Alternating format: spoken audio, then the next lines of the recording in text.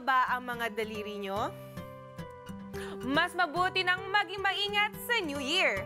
Pero, ano nga ba ang dapat gawin kapag nabiktima ng paputok? Una, linisin ng sugat. Hugasan ng sugat gamit ang running water na hanggang 10 minuto. Mainam ito para malinis at maalis ang pulbura sa sugat. Lagyan ng antiseptic ang sugat para maalis ang bakterya. Huwag maglalagay ng langis o anumang ointment. Pagkatapos ito, lagyan ng direct pressure ang sugat. Itaas ang kamay na may sugat, mas mataas sa puso para mapigilan ang mabilis na pagdurugo. Saka bendahan ng malinis na tela o gasa.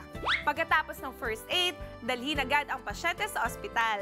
Kapag nakakain o nakalunok naman ng paputok ang inyong mga kids, painumin sila ng puti ng itlog.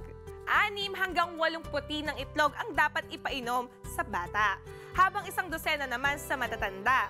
Ginagawa ito para mailabas ang lason sa katawan at syempre, mas mabuti pa rin na dalhin agad ang pasyente sa ospital. Be sure to come back. News 5 everywhere. Copyright 2015.